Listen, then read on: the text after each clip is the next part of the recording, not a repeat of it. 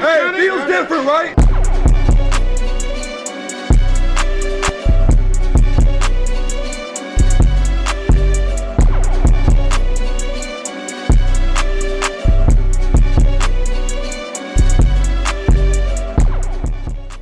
Hello and welcome to episode 7 of season 3. Today, Fantasy Sports, of course. Today I'm going to be getting into some MVP race as the season dwindles down. I'm going to be doing the NL MVP and the American League MVP.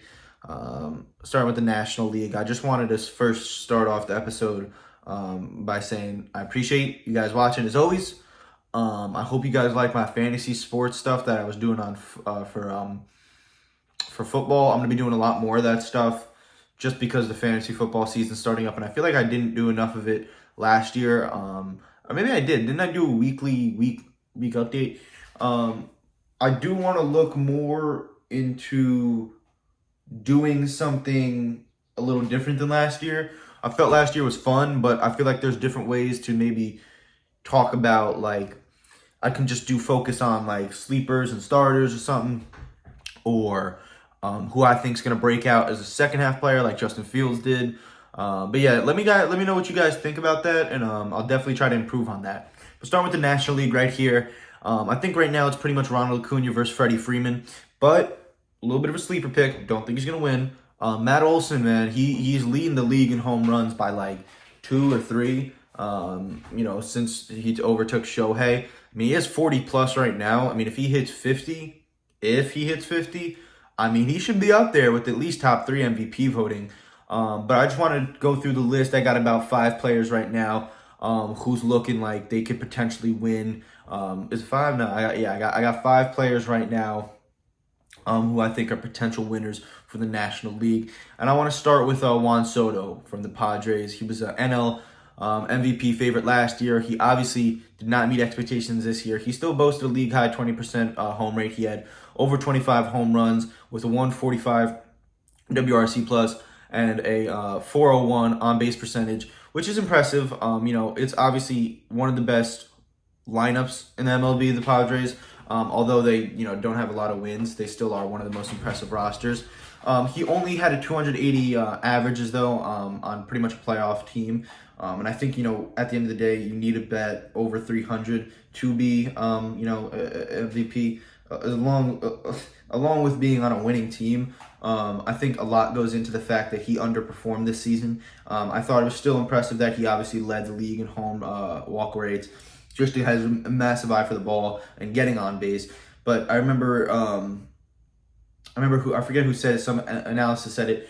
At one point, 20% walking rate is not going to be impressive if you can't put up the numbers to back up a walk rate. Anyone could have a good eye, but not everyone can hit the ball. Number 2, Mookie Betts. Obviously, he hasn't posted a batting average over full season since 2019, which obviously slightly dismisses his chances of taking home an MVP. Although he is locked in for 100-plus runs scored and 90-plus RBIs with potential to hit 30 homers by the end of the season. He probably will finish as a Gold Glove Award finalist if I had to take my guess. He's one of the best players on the Los Angeles Dodgers other than Freddie Freeman. And honestly, that might be good enough to take home the honor when you could argue that he's better than Freddie Freeman. And I think Freddie Freeman is for sure, at this point, right up there with Mookie Betts. And if it's up to me, I'm taking Mookie with how he played from like maybe the second half and a little earlier than the second half on. I think definitely Mookie looked like the better player on that team and definitely played better than Freddie Freeman. Although Freddie Freeman, I think he leads the league in doubles as well as I think he might lead the league in RBIs. But he's just super impressive what Mookie's been doing, when it comes down to not regression he took at the Dodgers, but just how he went from the Boston to the Dodgers. And he didn't have bad seasons, but he had, average to they had above average seasons the past 2 years, but he hasn't had that one season that stood out. This year he managed to do that. Fernando Tatis, obviously one of the best players in the league. Super impressive. I mean, he was eligible to return from suspension April 20th. So obviously, when it comes down to what he did this season, obviously, he had the PED suspension, so it confuses a bit of people. But it's just it's really impressive what he's been able to do when he's came back. Still has one of the best arms in the league. Can hit the ball lights out. Honestly, will probably finish as a Gold Glove finalist just because he's been able to play so many different positions on the field. I'm super impressed in what he did. It's impressive to say that. It's impressive to say that Fernando came back from all these allegations and still performed at a high level. Although, obviously I don't think he needed the PEDs to begin with, it's still super impressive to see what he's done coming back from all like the light that was shed on him. And then my last two are Ronald Acuna and Paul Goldschmidt. Obviously, we haven't seen a player win consecutive MLB MVP awards since Miggy. Obviously he's 35 years old. History suggests the odds of him repeating are very low. I feel like last season he had, I forget what the statistic was, but a lot of his hits due to the shift and ground balls and so on and so forth boosted his average. And I feel like this year he kind of saw the regression with I think it was hits over expected. And he had a way higher hits over expected last year than he does this year. I think that was a major part that played into him winning. Although he did have a good season last year, and he's having a very good season this year. I think majority of his average and stuff played into him winning last year. Looking at Ronald Acuna, pretty much the MVP frontrunner right now. Although that he does have competition, battled some issues coming back from the ACL tear. Obviously, he had a lack of power output becoming the biggest problem. He got a full off season to get healthy, and he is now probably one of the best, if not the best player in the National League. He's playing at his peak right now with the best team in the MLB, alongside Michael Harris, Ali Albies, Matt Olson, Austin Riley. The list goes on with how many good players are on that team, and he's the best amongst those. So I think that's for sure why he probably should win the NL MVP, and I'm impressed to see what he does and what they do in the playoffs. Looking at the AL MVP race, I got players here, but if we're gonna really dumb it down, Shohei's gonna win. Shohei's gonna win without a doubt. He's probably had the best season ever of all time.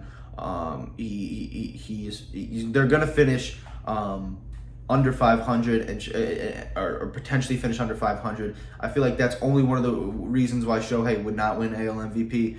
Obviously, predicting the Angels to make the playoffs towards the end of the year is risky, but he will be the first player who hits 35 plus home runs with a 150 WRC and strikes out 200 batters with a sub-3 ERA in the most valuable and wins the most valuable player award in MLB history.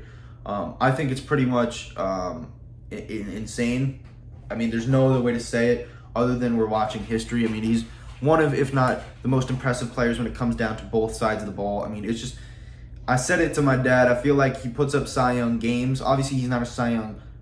I wouldn't say he's not a Cy Young pitcher. I just don't think he deserves a Cy Young award this year, but he definitely puts up Cy Young performances. And then on the bats, it's impressive what he does as well. You guys already know. But my point is Shohei will definitely win. I just think the only way he wouldn't win is if they blow this next couple games or the following games to end the season. Aaron Judge is my next runner-up. Not runner-up. He was actually on my bottom of the list. Yordan Alvarez's numbers. Let's go to Yordan Alvarez.